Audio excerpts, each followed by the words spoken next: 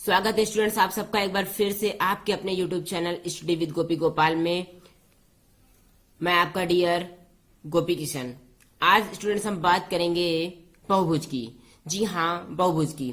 Mathematics का सबसे important question और सबसे इंपॉर्टेंट चैप्टर स्टूडेंट्स बहुभुज अर्थात पॉलीगॉन्स। आज मैं इसके सिर्फ बेसिक कॉन्सेप्ट को लेकर के चलूंगा। हर एक बेसिक कॉन्सेप्ट आपको समझाऊंगा। आप इसके कोई भी क्लास प्लीज मिस मत करिएगा। हर एक पूरा वीडियो शुरू से लेकर के अंत तक जरूर देखिए। आपको जरूर इसमें कुछ ना कुछ नयापन मिलेगा, आपको बेहतरीन अंदाज में सीखने को मिलेगा। तो चलिए स्टार्ट करते हैं आज का सेशन। तो स्टूडेंट्स हम बात करने वाले हैं बहुभुज की।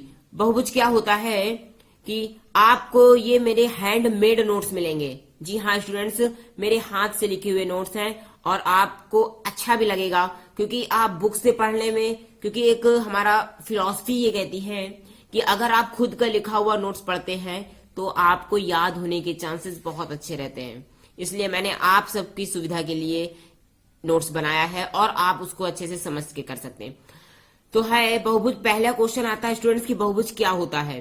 तो आपको ये बता दें कि कई सरल रेखाओं से घिरी हुई बंद आकृति को हम बहुभुज कहते हैं। जी हाँ, क्या कहा मैंने? कई। अब यहाँ पे एक टॉपिक आता है कि कई हम किसको बोलेंगे।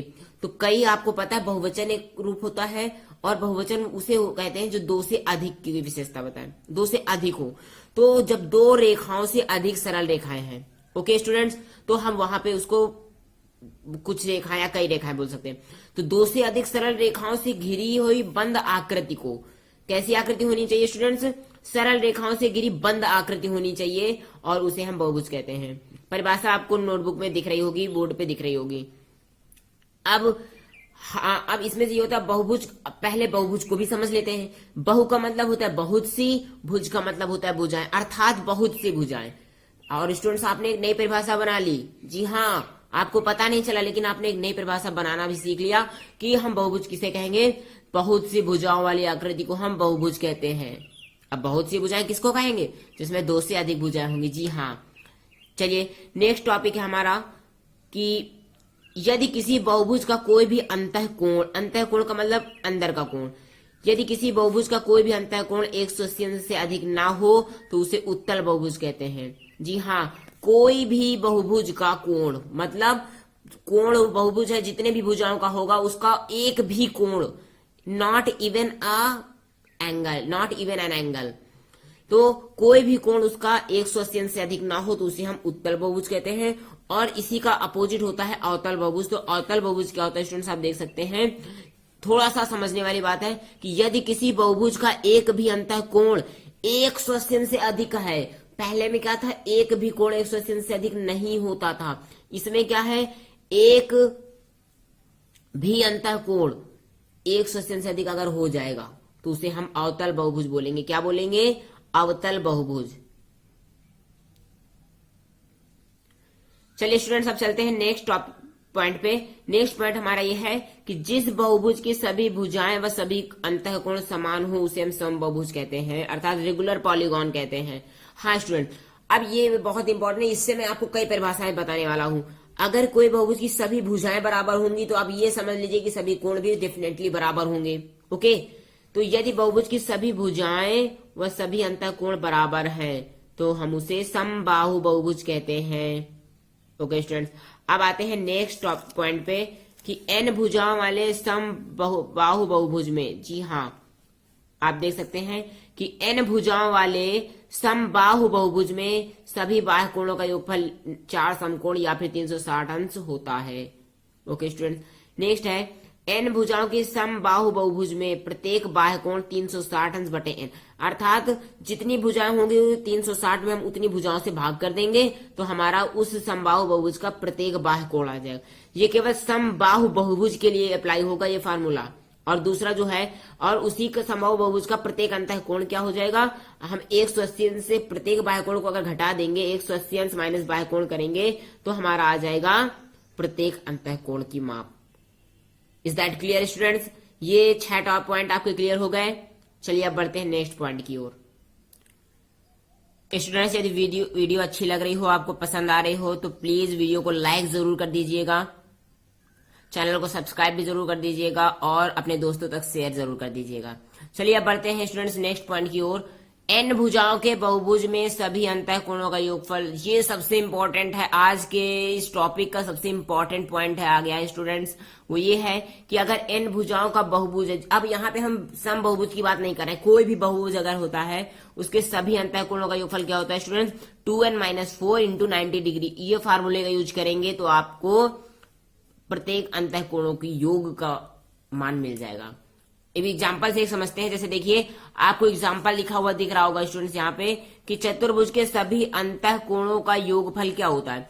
अब आप ये बताइए कि हमने क्या बात की, चतुर्भुज की बात की, तो चतुर्भुज में आपको पता है कितनी भुजाएं होती है, 4 भुजाएं। जी हाँ 4 भुजाएं। ये देखिए तो एन जहां पे इस फार्मूले में एन की जगह पे हम 4 लिख देंगे तो क्या हो गया 2 इंटू 4 मतलब 2 गुणे 4। अब -4 ये फार्मूले में -4 रख दिया गुणे 90 डिग्री, तो 4 दूनी 8 हो गया। 8 से हमने 4 को घटाया तो 4 बचा और उस 4 का 90 में गुणा कर दिया तो 4 9 या 36 और 0 लगा दिया तो 360।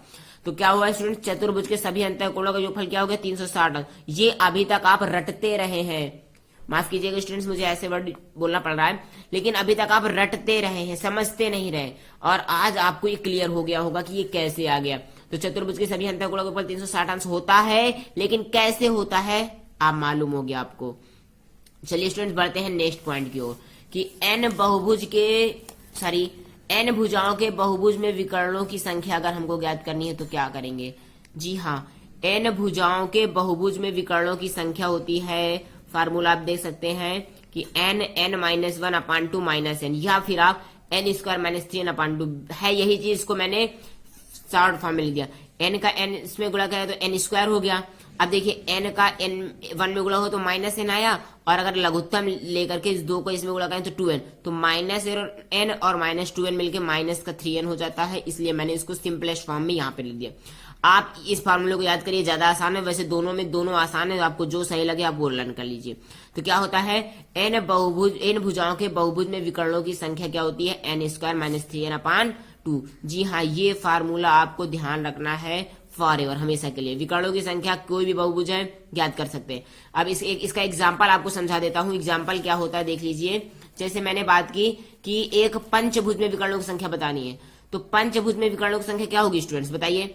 मैंने क्या कहा, एन की जगह पे जो मान दिया जाएगा वो रखना है, तो 5 का स्क्वायर किया, 5² माइनस, अब एन की जगह पे 5 रख दिया तो 5 × 15, तो 5 का स्क्वायर हो गया 25 - 15/2 बराबर 10/2 कितना आया 5। पंचभुज में विकर्णों की संख्या आ गई 5।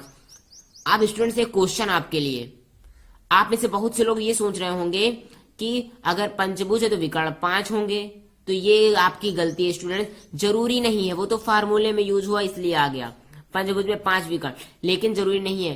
कई देखते हैं आगे के वीडियो में, क्योंकि अब अगर मैं षटभुज लेता हूं, ठीक है, 6 भुजाओं वाला, तो क्या 6 विकर्ण होंगे? नहीं, 6 नहीं होंगे, उसमें 9 विकर्ण होते हैं। कैसे होते हैं अब मैं आपको दिखाता हूं, देख लीजिए। अब इसको समझते हैं, ये देख लीजिए। एक षटभुज में विकर्ण की संख्या क्या होती है, एन की जगह पे 6 रख दिया तो 6 का स्क्वायर -3 इंटू एन की जगह 6, 6 × 36 - 6 × 18, 36 में 18 घटाया 18/2, 2 नहीं 18, 9 आ गया। आया स्टूडेंट्स। अब ये विकर्ण कौन कौन से आप इस चित्र में देख लीजिए, मैं इसको डायग्राम में पूरा एक्सप्लेन भी करता हूं। पहले विकर्ण देख लीजिए, एडी, यहाँ पे एडी जहां पे है आप चित्र में देख सकते हैं, पूरा चित्र आपको दिख नहीं रहा होगा, हाँ अब दिख रहा है स्टूडेंट्स, अब दिख रहा है, वेरी गुड। तो आप देख सकते हैं इसमें विकर्ण क्या होगा, AD, BF, CE, AC, AE, CF, BE, DF और डीबी। जी हाँ स्टूडेंट, ये 9 विकर्ण हो गए, 1 2 3 4 5 6 7 8 9, जी हाँ 9 विकर्ण हो गए। अब ये 9 विकर्ण का डायग्राम ऐसा बन गया। तो आपने देखा स्टूडेंट्स, जरूरी नहीं है कि बहुभुज में जितने भुजाओं वाला हम भुज लेंगे उसमें उतनी ही विकर्ण हो, वो विकर्ण इस बात पे डिपेंड करता है हमारे उस फार्मूले पे जो मैंने अभी आपको बताया। तो स्टूडेंट्स अब मैं इसका एक्सप्लेनेशन दे देता हूं आपको, ये विकर्ण कैसे आप बताएंगे, विकर्ण होते क्या क्या हैं। तो चलिए अब उसके बारे में डिस्कस कर लेते हैं। उसके पहले आपको बता दें स्टूडेंट्स, अगर आपको वीडियो अच्छी लग रही हो, समझ में आ रही हो, तो प्लीज वीडियो को लाइक जरूर कर दीजिए। और हाँ, 2 बार मत लाइक कीजिएगा वरना वो डिसलाइक हो जाएगा, इसलिए लाइक कीजिए, अपने दोस्तों तक शेयर करते चलिए और ज्यादा से ज्यादा स्टूडेंट्स को जोड़ लिए, क्योंकि अब मैं ऐसे ही बेहतरीन अंदाज की वीडियो लाता रहूंगा। चलिए अब आगे बढ़ते हैं इसके एक्सप्लेनेशन की ओर। चलिए स्टूडेंट्स, अब चलते हैं विकर्णों के बेसिक को समझने के लिए। जैसे मैंने बात की अभी, आपने देखा कि मैंने बताया कि पंचभुज में विकर्णों की संख्या 5 होती है। तो आप जानना चाहेंगे कैसे होती है और कौन कौन सी होती है। तो चलिए मैं एक डायग्राम बनाता हूं, आप ध्यान से समझ सकते हैं, देखते जाइए। अब मैंने एक डायग्राम बनाया, आपका देख सकते हैं ये कि एक पंचभुज का डायग्राम मैंने कैसे बनाया। एक भुजा ये हो गई, ओके स्टूडेंट्स, एक भुजा ये। अब पंचभुज में कितनी भुजाएं होती हैं? 5। जी हाँ, तो 1 2 3 ये हो गई चौथी भुजा और ये हो गई आपकी 5वीं भुजा। जी हाँ स्टूडेंट्स, ये 5वीं भुजा। इसमें एक इशू ये है स्टूडेंट्स कि मैं यहाँ पे सम बहुभुज की बात नहीं कर रहा, सम पंचभुज की बात नहीं कर रहा, कोई भी हो सकता है, क्योंकि मुझे यहाँ विकर्ण बताने हैं। तो स्टूडेंट्स क्या होगा, इसके विकर्ण क्या हो जाएंगे, आप देख सकते हैं। विकर्ण क्या होते हैं कि इस भुजा को इससे मिलाएंगे। तो देखिए, पहला विकर्ण, एक विकर्ण ये हो गया, एक विकर्ण, और क्या हो गया स्टूडेंट्स, दूसरा विकर्ण देख लीजिए, ये हो गया हमारा दूसरा विकर्ण, ये हो गया हमारा तीसरा विकर्ण। जी हाँ स्टूडेंट्स, अभी आपको नहीं समझ में आ रहा, चलिए मैं नाम लिख देता हूं। इसका नाम हो गया A B C D E। अब आप स्टूडेंट देख सकते हैं मेरे विकर्ण कौन कौन से हो गए। विकर्णों के मैं नाम लिख देता हूं। हमारे पास विकर्ण हो गए हैं, एक तो हो गया BE, सेकंड हो गया है हमारा BD, तीसरा हो गया है CE। जी हाँ, अभी मैंने 3 विकर्ण बनाए, BE 1, BD 2, CE 3। अब अभी 2 विकर्ण बचे, तो हम A से एक C को मिला देते हैं, तो ये हो गया हमारा AC, ये हो गया चौथा विकर्ण। अब A से हम D को मिला देते हैं। सॉरी स्टूडेंट्स, ये तिरछी हो गई लाइन, लेकिन आप ध्यान रखिए A से हमने, ये तिरछी हो गई लाइन प्लीज, सॉरी, लेकिन आप इसको ध्यान समझ लीजिए।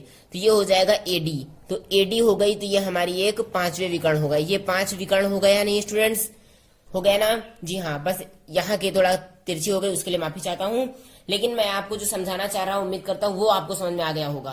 तो ये 5 विकर्ण ये हो गए आपके। अब बात करते हैं स्टूडेंट्स कि मैंने तो बताया कि पंचभुज जो होता है कि पंचभुज में 5 विकर्ण, तो मैंने अभी फार्मूले के अकॉर्डिंग बता दिया। लेकिन जो षटभुज था अभी आपने देखा 6 भुजाओं वाला, उसमें 9 विकर्ण कैसे होगा स्टूडेंट्स, वहां पे तो आपको एक क्वेश्चन बनना होगा ना। चलिए हम बताते हैं कैसे होता है। तो पहले आप देखते हैं कि षटभुज बनता कैसे है। तो स्टूडेंट्स, षटभुज जो हमारा बनता है, मैं इसी के बगल में डायग्राम बना लेता हूं, आप ध्यान से समझ सकते हैं, देखते जाइएगा। तो षटभुज बनता है, देखिए 1 2 3 4, ये 5 और ये 6 भुजाएं हो गई। ओके स्टूडेंट्स, षटभुज में 6 भुजाएं हो गई हैं। इनके नेमिंग कर देते हैं A B C D E और ये F। अब स्टूडेंट्स हम इसमें ये बात करेंगे कि इसके विकर्ण कैसे होंगे। तो विकर्ण इसमें 9 विकर्ण होंगे, आपको पता है कितने विकर्ण होंगे, 9 विकर्ण होंगे, 9 डायगोनल्स होने हैं। इसमें कौन कौन से होंगे वो देखिए, मैं इसमें नाम नहीं लिखूंगा, प्लीज आप समझते जाइएगा, वीडियो को ध्यान से देखेंगे और आपको पूरे 9 समझ में आ जाएंगे। तो देखिए, पहला विकर्ण क्या, जबकि मैंने विकर्णों के नाम पीछे दे दिया है, आप उसमें समझ सकते हैं, बस आप वो बने कैसे मैं ये बताता हूं। पहला विकर्ण हो गया BF, ओके, एक विकर्ण, ये हो गया हमारा दूसरा विकर्ण। जी हाँ स्टूडेंट, और A से D को मिलाया तो ये हो गया हमारा तीसरा विकर्ण। ओके स्टूडेंट्स, अब तीसरे के बाद E और A को मिलाया तो ये हो गया हमारा चौथा विकर्ण। फिर A से C को मिलाया, 5वां विकर्ण। ओके स्टूडेंट्स, अब इसको F को D से मिलाया, 5वें से ये हो गया 6ठा विकर्ण, और ये B से हमने D को मिलाया, ये हो गया 7वां विकर्ण। स्टूडेंट्स, अभी तो 7 विकर्ण हुए, 2 विकर्ण कहाँ चले गए, क्या वो गायब हो गए? नहीं नहीं, गायब नहीं हुए। आपको देखना है कहाँ, अभी मेरे पास 2 विकर्ण बचे, अभी हमने B और E को नहीं मिलाया, तो B और E को मिलाया तो ये हो गया 8वां विकर्ण, और C और F को मिलाया तो ये हो गया 9वां विकर्ण। अब स्टूडेंट्स आप देख सकते हैं हमारे सभी विकर्ण कौन कौन से हो गए। और स्टूडेंट यहाँ पे एक चीज और सीखने को मिलती है कि ये विकर्ण यहाँ पे आपस में इंटरसेक्ट करेंगे एक दूसरे को। ओके स्टूडेंट्स, तो ये हो गए हमारे, ये हमारा आकृति थी षटभुज। तो षटभुज के जो विकर्ण है वो हमें मालूम हो गए। कितने विकर्ण होते हैं? 9 विकर्ण। कौन कौन से होते हैं मैं नाम ले रहा हूं। AE हो गया पहला विकर्ण, ये देख सकते हैं AE। दूसरा हो गया AC, ओके, 2 हो गए। तीसरा हो गया FB, फिर चौथा हो गया CE, 5वां हो गया FD, 6ठा हो गया BD, 7वां हो गया BE, 8वां हो गया CF और 9वां हो गया AD। जी हाँ स्टूडेंट्स, ये हो गए हमारे 9 के 9 विकर्ण। आज की क्लास यहीं पूरी हुई स्टूडेंट्स। आपको ये वीडियो कैसी लगी कमेंट बॉक्स में हमको जरूर बताइए। अपने दोस्तों तक ज्यादा से ज्यादा मात्रा में इसको शेयर कीजिए, क्योंकि अगली बार ये तो आज का था बेसिक कॉन्सेप्ट, ये बहुभुज का बेसिक कॉन्सेप्ट की वीडियो रिलीज करने के बाद मैं आपको इसके न्यूमेरिकल्स अर्थात इसके क्वेश्चंस की श्रृंखला दूंगा। इसके क्वेश्चंस जो बेसिक इंपॉर्टेंट क्वेश्चंस होंगे और इम्पोर्टेंट जो आपको एसएससी में, रेलवे में, टेट में या और भी जो कॉम्पिटेटिव एग्जाम्स जितने भी होते हैं ना, उनमें जो पूछे जाते हैं। और ये भी बता दो स्टूडेंट्स, ये कभी कभी ये एग्जाम एयरफोर्स में भी पूछ लिए जाते हैं। जी हाँ, वाई ग्रुप से जो स्टूडेंट्स भरते हैं फॉर्म, उसमें पूछे जाते हैं। तो आप अब जब ये आपको आएगा तो रीजनिंग आपको थोड़ी बहुत आसान लगने लगेगी। रीजनिंग, क्योंकि reasoning is the basic of maths and math is the basic of reasoning. दोनों एक दूसरे के भाई बहन है, दोनों को आना जरूरी है। ठीक है स्टूडेंट्स, तो वीडियो कैसी लगी कमेंट बॉक्स में बताइए। चैनल को सब्सक्राइब कर दीजिए ताकि आपको आने वाली फ्यूचर में जो मैं रेगुलर वीडियो में अपडेट्स देता रहूं वो आप तक पहुंच जाए। आज्ञा दीजिए स्टूडेंट्स, चलता हूं। अब आगे की श्रृंखला पढ़ने के लिए, समझने के लिए और मैथ्स के रूल समझने के लिए आप अगली वीडियो के लिए थोड़ा सा वेट कीजिए। मैं बहुत जल्द रिलीज करूंगा। चैनल को सब्सक्राइब कर दीजिए। धन्यवाद। जय हिंद।